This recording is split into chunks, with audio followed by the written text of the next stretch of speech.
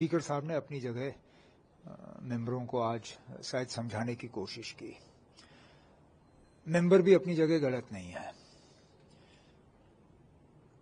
वक्फ bill को लेके एक अच्छा खासा तबका जम्मू कश्मीर का, बल्कि इस मुल्क का, वो इस बिल से नाराज हैं, परेशान हैं।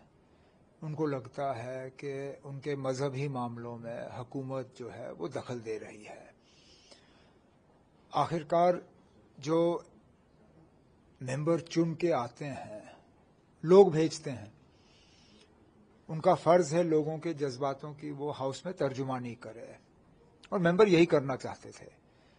अब बदकिस्मती से उनको शोर शराबे के अलावा इस बार कोई तरीका मिला नहीं जिसका इस्तेमाल करके वो लोगों की बात वहां पे रखते, क्योंकि गलत नहीं है ना अब उनकी सोच। हम सब इस वक्फ के बिल से जो है परेशान हुए, और हमें लगा कि इसकी ज़रूरत थी नहीं, और सोच समझ के सिर्फ एक ही मजहब को जो है कानून के तहत निशाना बनाया गया। हर मजहब के प्रॉपर्टीज़ हैं, हर मजहब के जायदाद हैं, हर मजहब का एक सोशल या चैरिटेबल फंक्शन है, हर मजहब के अपने अपने दायरे हैं। लेकिन सिर्फ इस बिल के तहत अब इस वक्फ बिल के तहत अब गैर मुसलमानों को कहा जा रहा है कि आप रिव्यू कर सकते हो कि वक्फ का जो है एक्टिविटी क्या है। मुझे बताइए ना, आप गैर हिंदुओं को किसी श्राइन बोर्ड में डालते हो? क्या किसी गैर हिंदू को आप इजाजत देते हो कि वो माता वैष्णो देवी श्राइन बोर्ड के जो कार्य हैं उन पर निगरानी रखें, या अमरनाथ जी के श्राइन बोर्ड पे निगरानी रखें? जब मुझे दिखाइए ना, कानून बदला के एसजीपीसी की जो एक्टिविटीज़ हैं, जो गोल्डन टेम्पल और बाकी गुरुद्वारों को देखते हैं, जरा मुझे कोई नॉन सिख वहाँ लगा के दिखा दीजिए।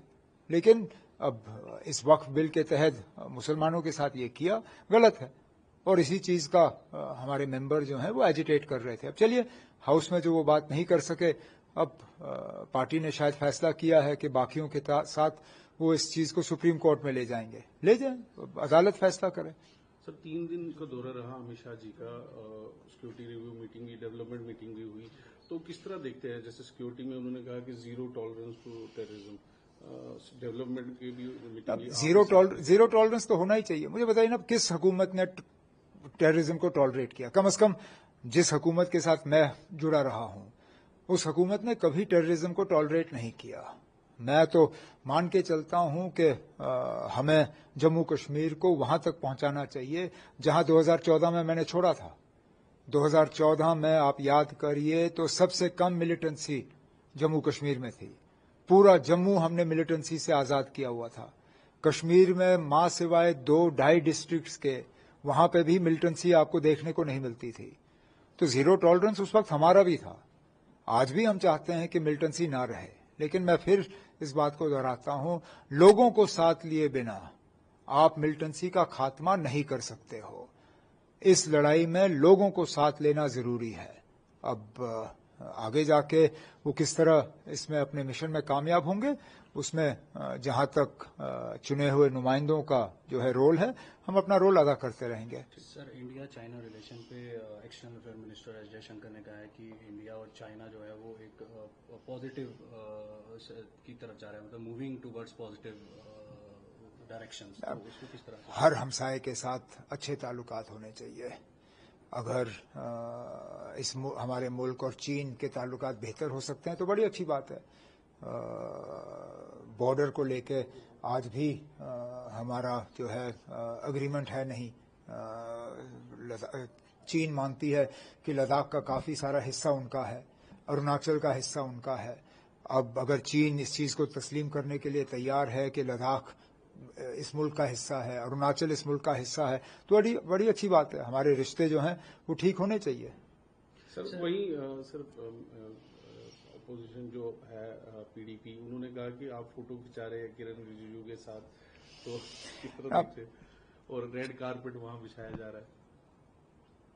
जिन लोगों ने बीजेपी की गोद में बैठ के दूध और टॉफी की सियासत की, वो लोग मेरे ऊपर आज उंगली उठाएं किस मुंह से? ये वो लोग हैं जिन्होंने आज तक 2016 के कत्ल गारत के लिए लोगों से माफी नहीं मांगी। ये वो लोग हैं जो बीजेपी की तारीफ करते हुए थकते नहीं थे। हम इसी असेंबली की बात करें, मैं उस वक्त मेंबर था, अपोजिशन में बैठता था, मुझे महबूबा मुफ्ती की तकरीरें याद हैं।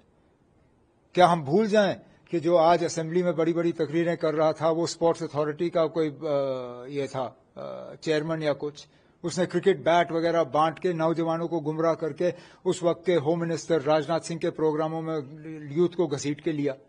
आज वो मेरे ऊपर इल्जाम लगाए। मैंने कब इनकार किया कि मैंने रिजिजू साहब के साथ फोटो नहीं खिंचवाया, लेकिन मेरा कोई वहां उनके साथ प्रोग्राम था नहीं। इत्तेफाक की बात थी कि हम एक ही बाग में एक साथ आए। मैं अपने वालिद साहब को लेके आया था, मैं अपने बेटों को वहां लेके आया था, वो अपनी फैमिली को लेके आया था। अब उन्होंने उस वक्त अपनी फैमिली के साथ फोटो खिंचवाना चाहा, उन्होंने मुझसे गुजारिश की कि एक फोटो लें। क्या मैं इनकार करता? मैं इतना बदतमीज नहीं हूं ना। अब मुझसे कोई ये कहे कि एक फोटो ले लेते हैं, मैं क्यों इनकार करूं? लेकिन उसको सियासी रंग देना वो यही लोग दे सकते हैं ना, अब जिन्होंने जम्मू कश्मीर की तबाही की है। सर, स्टेटहुड के रिस्टोरेशन के लिए कितना एग्रेसिवली अभी भी आप एफर्ट्स लगा रहे हैं? हमारी एफर्ट्स में कोई कमी नहीं आएगी। स्टेटहुड हमारा हक है, स्टेटहुड का हमारे साथ वादा हुआ है, और मैं उम्मीद करता हूं कि जल्द जो है ये सिलसिला और ये प्रोसेस शुरू होगा। सर, रिसेंटली अभी जिस तरह यूएस प्रेसिडेंट डोनाल्ड ट्रंप ने रेसिप्रोकल टैरिफ जो लाया है, उससे आप इंडियन इकोनॉमी में उसका क्या इम्पैक्ट देखते हैं? अब मेरा इंडियन इकोनॉमी के साथ ताल्लुक जरा कम है, लेकिन जो थोड़ी बहुत मैं अकल रखता हूं, जाहिर सी बात है कि ट्रेड जो फ्री ट्रेड का सिलसिला होना चाहिए उसमें रोक लगेगी। अगर अमेरिकन इकोनॉमी को धक्का पड़ा तो दुनिया की इकोनॉमी को धक्का पड़ेगा। ये मतलब अजीब सा सिलसिला है कि जिस मुल्क ने दुनिया को फ्री ट्रेड का एक सबक सिखाया था, एक मिसाल कायम की थी, आज वही मुल्क जो है फ्री ट्रेड के खिलाफ काम कर रही है। आज आप ज्यादा चीन को फ्री ट्रेड के हक में देखते हो बनिस्बत के अमेरिका को। अमेरिका को अब ये अजीब सा हाल है, अमेरिका अब चीन का रोल अदा कर रही है और चीन अमेरिका का रोल। मुझे लगता है इन दोनों को अपना अपना रोल अदा करना चाहिए। प्रोटेक्शनिस्ट जो है पॉलिसीज वो किसी के फायदे की नहीं है। मुझे याद है जब मैं वाजपेयी साहब की हुकूमत में था और हमें अपने क्वांटिटेटिव रिस्ट्रिक्शंस ऑन इंपोर्ट्स जो हैं वो हटाने थे, सबसे ज्यादा दबाव वर्ल्ड ट्रेड ऑर्गेनाइजेशन में अमेरिका की तरफ से था। आज वही मुल्क जो है इंपोर्ट्स को कर्ब करने के लिए टैरिफ्स का इस्तेमाल कर रही है। Thank you sir.